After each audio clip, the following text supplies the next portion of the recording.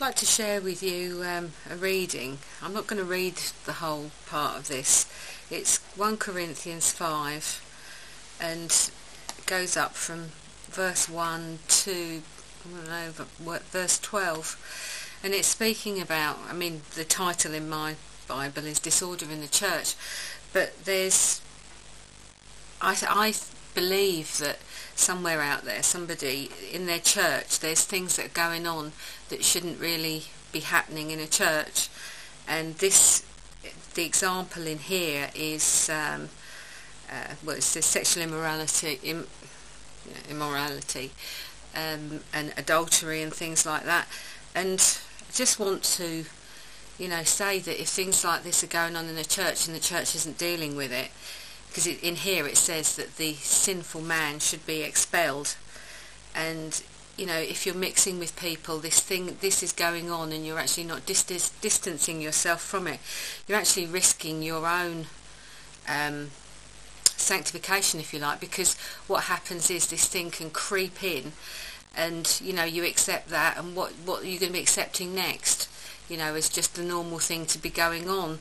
We have to draw the line. This is sin, and it is completely not acceptable to God. And it's a bit like, I'll give you an analogy. It's like, when you're standing, if you've ever stood in the sea, just on the edge, and the tide is coming up over your feet, and it's taking the sand away from underneath you, and it's making you a bit wobbly, so you have to keep moving.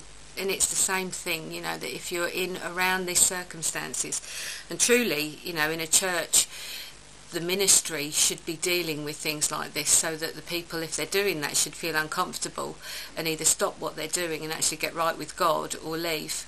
But if that isn't happening, then the people, yourself, if you're seeing this happen, then you should leave and you should go find somewhere else, because it's very, with all of us, whatever we're doing, there's like a God switch in our head, that you can, switch it off, and things are creeping in, and you switch it on and get right with God, cover yourself with the blood of Jesus, and actually ask Jesus to lead you through and lead you out, and He'll put you back on the right path, and, to some extent, if you know that you're going wrong, this also talks about pride in here.